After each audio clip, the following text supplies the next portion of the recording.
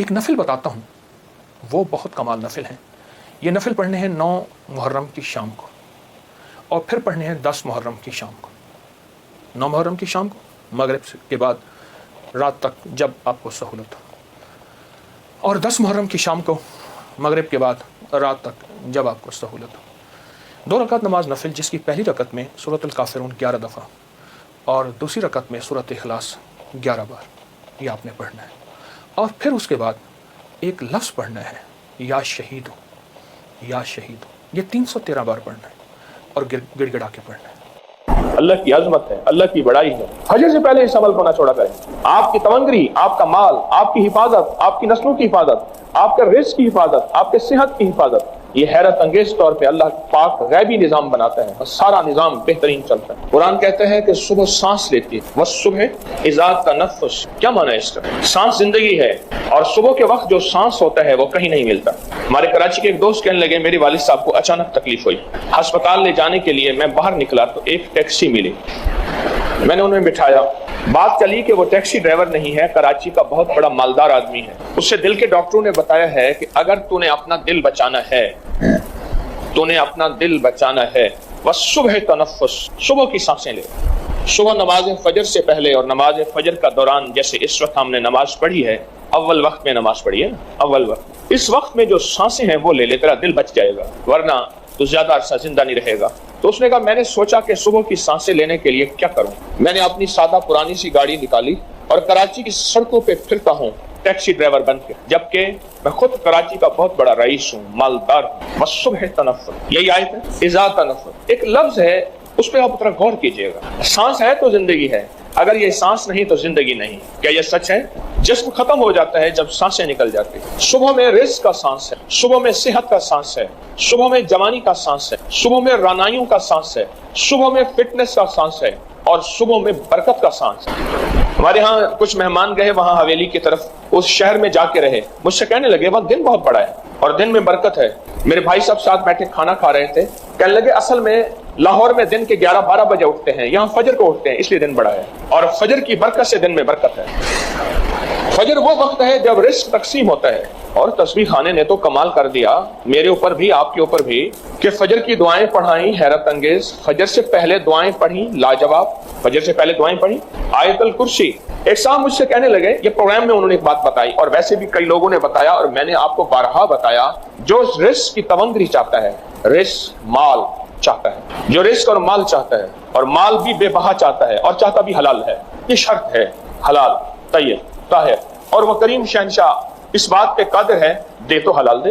تو وہ فجر سے پہلے آیت الکرسی پڑھے چند بار، نماز کی طرف جاتے ہوئے، آپ کا تسبیح خانہ نماز کی طرف جانا ہے، نماز کی طرف جاتے ہوئے چند بار آیت الکرسی پڑھے۔ مجھے کہنے لگے کہ رب نے میرے لیے برکت، وسعت، تمنگری، دولت، عزت، مال کے حیرت انگیز دروازے کھولے، اور بہت با کمال دروازے کھولے۔ رب نے میرے لیے برکت اور وسعت کے دروازے کھولے ہیں اس آیت الکرسی کی وجہ سے۔ اس میں ایک راز بتاتا ہوں، غور سے سمجھے گا۔ رات بھی آپ مجھے کہہ رہے تھے کہ ہمیں راز بتایا کریں، میں نے کہا جب سوتے ہو مجھے دکھ ہوتا ہے، پھر بات مختصر کر کے چلا جاتا ہوں۔ رات کو آفات اور بلائیں اترتی ہیں، غور سے نکتہ سنیے گا، آیت الکرسی کا راز سنیے گا۔ کوئی بھی عمل کر رہے ہیں، بیکار نہیں کر رہے آپ۔ افاسبتم انما خلقناکم عبثا، تم سمجھتے ہو کہ ہم نے تمہیں بیکار پیدا کر دیا؟ رات کو رحمتیں اترتی ہیں، آفات اترتی ہیں، آفات کا کچھ حصہ فجر تک رہتا ہے، رحمتوں کا حصہ فجر تک رہتا ہے۔ اگر وہ رحمتوں کا حصہ ہم لینا چاہتے ہیں، آفات، بلیات جو رزق کو کھا جائیں، جو صحت کو کھا جائیں، جو تمنگری کو کھا جائیں، جو راحت کو کھا جائیں، جو نسلوں کو کھوکھلا کر دیں، جو گھروں میں چین سکون ختم کر دیں، جو ہماری زندگی میں روگ بھر دیں، جو ہمیں اپنے فن اور سبجیکٹ سے دور کر کے فقیر، غریب، منگتا، بھکاری کر دیں، وہ آفات، وہ بلیات، وہ آفات، وہ بلیات، جب بندہ چند بار آیت الکرسی پڑھتا ہے، اللہ پاک جل شانہ اس سے حفاظت فرماتے ہیں، اور رحمتوں کا وہ حصہ جو بچ جاتا ہے اس کی شان کریمی سے اتنا زیادہ آتا ہے، وہ سارا حصہ اسے عطا کر دیتا ہے۔ اس لیے بندے کہتے ہیں کہ فجر سے پہلے ہم آیت الکرسی جب پڑھتے ہیں، مسجد کی طرف جاتے ہوئے ہم تمنگر ہو جاتے ہیں، ہم مالدار ہو جاتے ہیں، ہم سخی بن جاتے ہیں، ہمارے لیے رزق، وسعت کے دروازے کھل جاتے ہیں، برکت اور عافیت کے دروازے کھل جاتے ہیں۔ اس لیے کہتے ہیں صبح ایک سانس لیتی ہے، اور سانس زندگی ہے، सांस के बगैर जिंदगी नहीं। वो सांस रिस्क है, सेहत का है, बरकत का है, रहमत का है, राहत का है, आफियत का है। और उसमें आप आयतल कुर्सी पढ़ लेते हैं, और आयतल कुर्सी पढ़ने से वो तूफान, वो बलाएं, वो आफात, वो बलियात, वो परेशानियां, वो मसाइल, वो मुश्किलात अल्लाह के नाम की बरकत से टल जाती हैं। एक हिसार, एक हिफाजत, एक कड़ा और एक ताकत का निजाम आपके इर्द गिर्द आ जाता है। ये आयतल कुर्सी का राज है। फिर अगली बात, आयतल कुर्सी इसमें आजम है। आयतल कुर्सी इसमें आजम है। जो भी इसमें आजम नमाज फजर सुन्नतों और फर्जों के दरमियान पढ़ा जाए, आयतल कुर्सी के अमल में यह बात शामिल है कि सुनते घर में पढ़ें, ये अमल में हिस्सा है।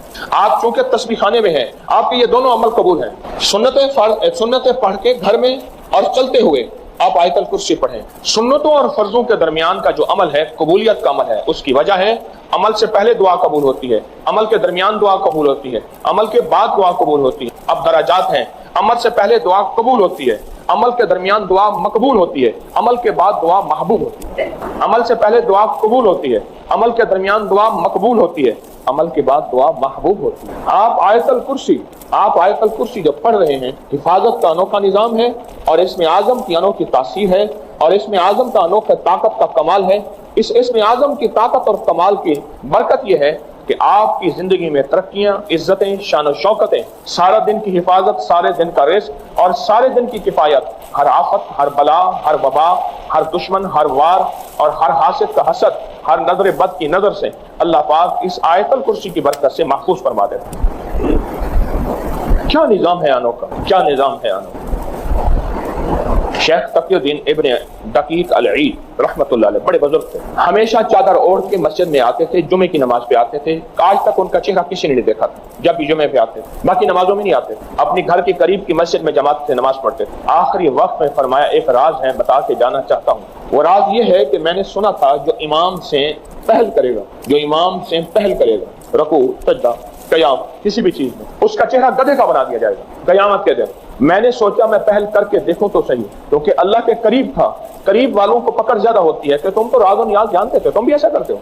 अल्लाह ने दुनिया में मेरा चेहरा गधे का बना दिया, दुनिया में मेरा चेहरा गधे का बना दिया। सारी उम्र में मुंह ढांक के आता रहा, और मैं मरने लगा हूं, लोगों से कह रहा हूं, ख्याल करना इमाम से पहल न कर। और अल्लाह का वादा सच्चा है, अल्लाह का वादा हक है। मैं उसकी नेमत बढ़ा देता हूं, और मैंने देखा है अल्लाह ने उसकी नेमतों को बढ़ा दिया है। एक दरवेश थे, एक मस्जिद है कुबे वाली, उनमें उनकी कब्र है। कुछ ज्यादा साल नहीं गुजरे, ज्यादा 40-50 साल गुजरे होंगे। वो जब दुनिया से फौत हो गए तो उनकी दिल की धड़कन बहुत तेज थी। दिल जिंदा है, कहीं फौत हो गया। डॉक्टर को बुलाया, उसने कहा जी जिस्म सारा फौत हो गया है। उन्होंने कहा दिल नहीं मरा।